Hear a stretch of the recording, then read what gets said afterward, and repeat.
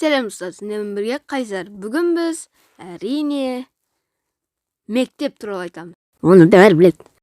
Және де мектепте жек көретіндер бар, және де жақсы көретіндер бар. Олар әрине, олардың арасында мен де бармын. Мен мектепте өте қатты жақсы көремін. Десем де болады. Иә.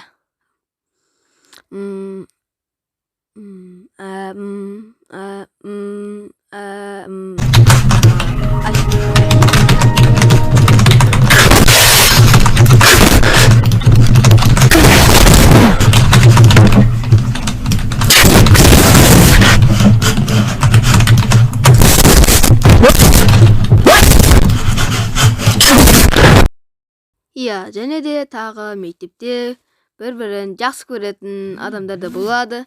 Иә, осылар былай жазады. Я тебя люблю деп бір сен кімсің дейді одан кейін. Қысқасы сондай бірдеңелер, және де қыздардың бәрін қолданатын сөздері бар. Олар маған ұнамайды. Я не істеймін, менің оларда не шаруам бар? Одан да оны мен деп қолданып көрейін да. Так. Жаным күнім дедім. Так, не дейін? Ол сұрақ бересің де.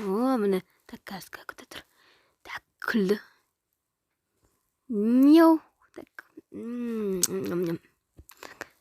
Мен сені жақсы көрем.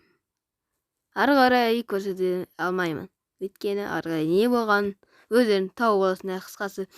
Және де мен бүгін мектеп туралы айттым. Егер видеоны ұнаса, лайк басуды ұмытпаңдар. Және де канал тіркелейік.